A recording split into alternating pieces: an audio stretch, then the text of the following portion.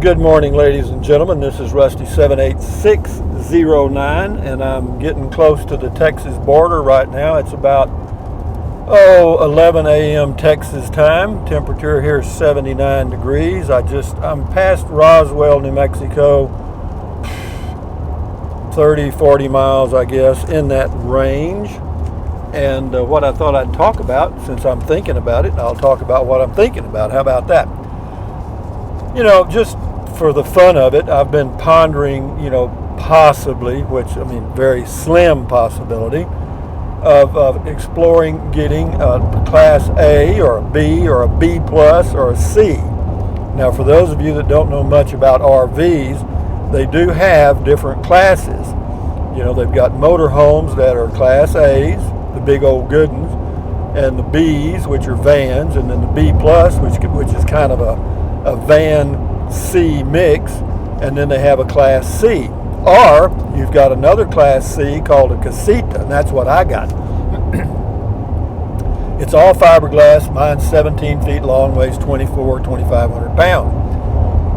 So I've been sitting here pondering the advantages and disadvantages of my little travel trailer versus all those other options, and it appears that the biggest the upside for the other units, the B doesn't have, the Class B doesn't have any more space. It's more maneuverable in that you've just got one thing, like a big van. You just could drive around as a personal car or whatever and get around 16 miles a gallon, which is pretty good. The real downside to the pure Class Bs is the price.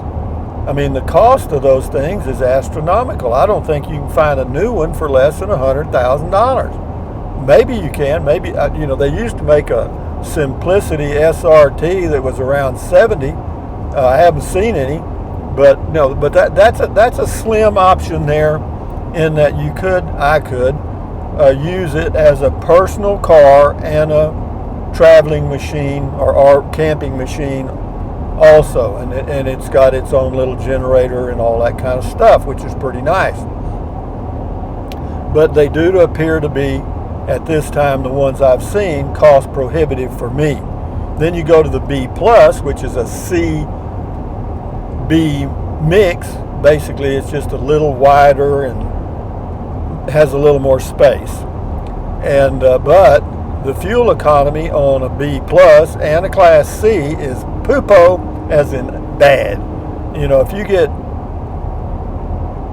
8 to 10 miles to the gallon in a B plus or a C, you probably jump out and do one-handed push-ups, because they're just not set up for that. Now, if you get a diesel, you got a chance to get maybe 10 or 12, but the diesels cost more, and so you're paying for your gas savings in advance, so to speak. But so looking at that, and then what about a Class A? Get a small Class A, 26 footer or whatever, they make them, and but they're pretty expensive too, man. And then you'd have to have a tow vehicle, because your gas mileage on the Class A is going to be equal to or less than a Class C when you're just driving it. So, but then you'd have to have a tow vehicle. So then that complicates the mix. A tow vehicle's not all that bad. It's just that you really can't back up with it, and it would just bother me to have the thing back there. Does it bother me to have the Casita back there? Not really. So it's kind of the same thing, I guess, and that may be a what I call a push, an equal problem for both setups. But there's just so many. At first, you say, or I say, boy, a Class B would be almost perfect, almost. And then I say almost, because I can't. I don't really want to buy a used anything, because my philosophy on that is, now not yours, mine, is, whenever you buy something used, you're buying somebody else's problems. They didn't get rid of that unit because it was perfect. Okay, whether it's a car, Class A, B plus, C, whatever, they got rid of it because something wasn't doing what they wanted it to do. But anyway, also a little caveat here. Notice how the topography has changed. You know, I don't know, the video is just kind of bouncing up and down. I don't know why it's doing that. Well, anyway, it's doing it. But yeah, you know, now we're in the kind of the high plains of Texas. In fact, we go through a town up here called Plains, and it is definitely plain. You know, for hundreds of miles in every direction, man. Just flat plains. You know, maybe good for a few cattle, but not many. But anyway, back to the RVs. So, you know, there's just so many things for me. Now, this is just for me. Now, for you, you do your own thing. If you think a Class C will work for you, you get it and enjoy it. But I'm looking at it because I live in it. I'm not just going camping in it. It would be my home. And, you know, when you've got to drive your home to the grocery store or whatever, little errands, that ain't probably the best thing to do. But if you had, you know, a Class B is a good setup. You know, I looked at one yesterday. It was actually one that's built. You know, it was. It's not a. You know, it's not a name brand. You buy the van, and then they fix it up with an air conditioner and stuff, and they charge you about $30,000 or $40 on top of the cost of the vehicle. So you're going to have to pay $34,000 for a van. You know, the high top van, and then $30,000 to $40,000 for them to build it. So you're up to $70,000 or $80,000. And you really haven't got the same quality as, you know, the ones that are built by the factories. You know, no names come to mind right now. They make they make several different types, but they're all expensive. You know, I'll look into it a little farther, but and see, because, you know, I'm thinking about possibly making a change. Not that I need to. I mentioned this in another video. Don't need to do anything. What I've got works okay. It's just that, you know, I just thought I'd try it. You know what I mean? You know, I did tried to clean the windshield, made it worse, I think.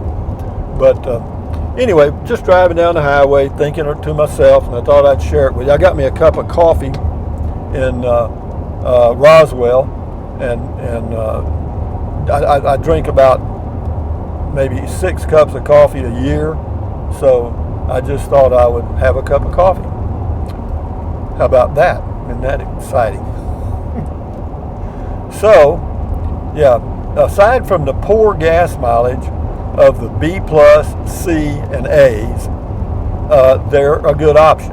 Aside from that one big thing, because right now in my Ram pickup V6 pulling my casita behind me, I get an average of around 16 on the low side, 17 and a half on the high side, and that's pretty good. And then when I'm not towing my pickup, I get about 24 miles a gallon. Wonderful. Well, with the Class C, if that was my only thing, I'd be getting 8 miles all the time, 8 miles a gallon.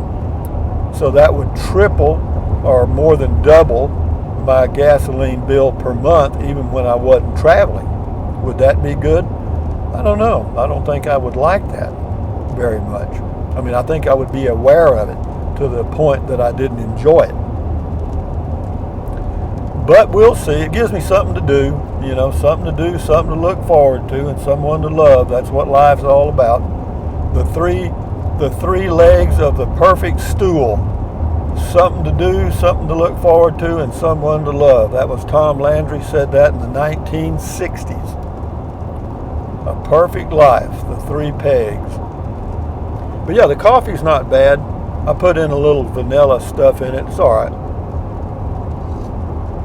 It is hot though. I put it in my stainless steel teeth container, the insulated mug thing, and yeah, it's still hot. H-O-T. Remember the lady that went into, where was it, McDonald's, and burned herself with some coffee and sued McDonald's? Yeah, and so McDonald's had to put warning signs all up. You know, we don't take responsibility for anything we do. What's going on here? why is everybody got blinking lights? There was an accident. I saw results of an accident back down the highway about 20 miles behind me, and it was a pickup, a super or dual, what do you call it, double door pickup, and it had flipped over a couple of times, and apparently the people weren't hurt because they were standing beside the vehicle, and the police had just arrived, and it probably had only happened 5 minutes before I passed, or maybe in that range, but it looked like nobody was injured, but the vehicle was in bad shape. Probably the husband and the wife were having a little spat, and somebody lost control. But on and on we go, guys. The pleasures of RVing are this right here for me, just seeing the geography change, the topography. And right now the temperature again is 77 degrees. And with, traveling on overcast days is really pretty nice. When it's perfectly clear, it's almost too bright. And so, yeah, this is perfect. This is a perfect traveling day. Of course, did I plan this? No. Purely accidental. I did check the wind, and there's virtually none, so I'm not worried about that. No, we're doing good. Right now I'm showing about 19.5 miles per gallon, but the reason that is we're coming from elevation of 6,600 feet down to about 3,000 feet in La Mesa, Texas. So we're kind of coming down the mountain, so to speak. But anyway, guys, just wanted to give you a quick heads up about the RVs and stuff. And actually, just dreaming is fun, for me. I mean, it gives me something to do, because everybody has times during the day where there's like a blank spot. There's just not much to do, and so you kind of piddle. Well, my piddling is basically checking out different things to add a little flavor to my life. And as I've mentioned many times, one of the little mental exercises I do on a regular basis is just sit and think about, how could I improve my life? What could I do to make my life more enjoyable? Sometimes I can't come up with anything. In fact, most of the time I can't come up with anything.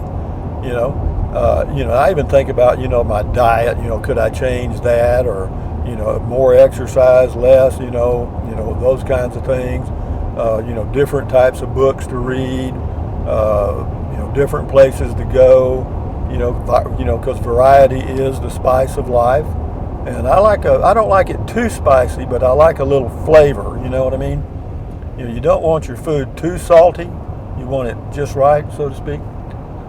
But anyway, we finally got on a decent, smooth road now, and I'm fixing to end the video. But from almost in Texas, I think, I may have crossed into Texas by now, I'm not sure. There's actually some Bureau of Land Management camping on the left side of this highway here, out in that boony stuff. Have I done that before? Yep. And that's where you get the little mices in your vehicle, because there's little mice out there by the hundreds.